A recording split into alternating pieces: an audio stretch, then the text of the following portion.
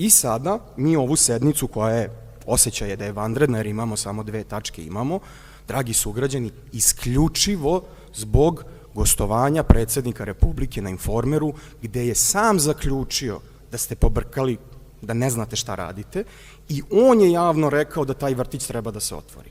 I brže bolje, ja mislim da je to gostovanje bilo pre nedelju, 2 dana, mi sada donosimo ovu odluku. I još jedan argument ću dati zašto se ovo sada nalazi tu. Vi ste isto tako mogli pre godinu dana da odlučite. Isto ovo što sad odlučujemo. I niste.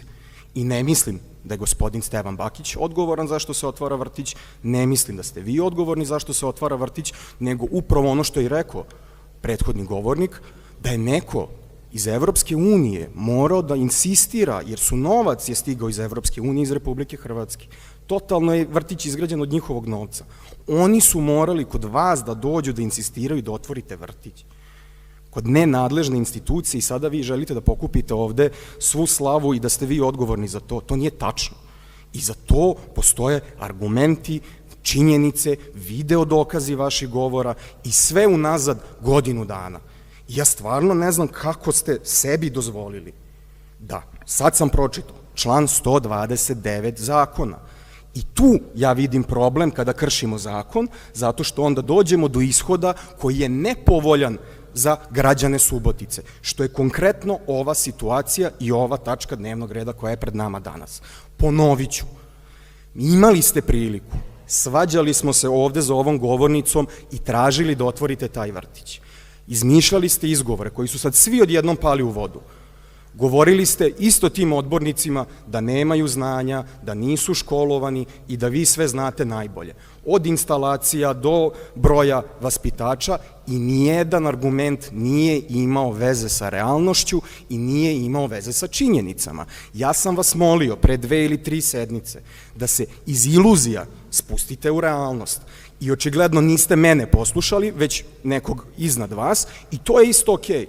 Ali isto tako smatram da mi kao Skupština grada Subotice treba da odlučujemo u interesu naših građana, a ne na poziv predsednika Republike koji nas preko televizije moli da radimo u interesu naših sugrađana i onda vi izađete za ovom govornicu i kažete da, ja sam to sve uradio. Znači, taj vrtić je izgrađen iz jednog prostog razloga, zato što je finansiran iz budžeta Republike Hrvatske i zato što nije imao veze sa vama pri konstrukciji tog vrtića.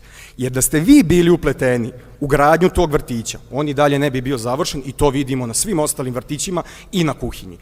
Ovde za ovom govornicom, da ste vi bili uključeni u gradnju tog vrtića, bi sada slušali, evo biće, za mesec, 2, evo tako sam rekao, to sam rekao i pre 2 meseca i prošle godine i one tamo. Da su financije dolazile iz budžeta grada, pa nikad ih ne bi bilo, jel tako? Jer mi vrtiće koje smo otvorili u poslednju deceniju u našem gradu, jedan je došao od vlade Mađarske, drugi od vlade Hrvatske. A naša imovina koja se rasprodaje, i evo ja vas sad javno pitam, da li ćemo novac koji smo uzeli od prodaje doma vojske, javne svojine, preraspodeliti na izgradnju vrtića da rešimo taj hronični problem godinama da ljudi nemaju mesta u vrtićima? Ili ćemo se opet napraviti ludi, novac iskoristiti na nešto potpuno beznačajno i onda reći nema novca, a i ono što smo planirali da rekonstruišemo sledeće godine će da vam pričamo kako evo stižemo sledeće godine. Znači, imamo situaciju da su 2 vrtića izgrađena, ne našim novcem i vi niste bili uključeni u realizaciju tog projekta, oba su završena i rade. A svi ostali vrtići koji su u vašoj nadležnosti... Da li spajate vreme? Ne spajam. Nisu završeni i novac je nestao.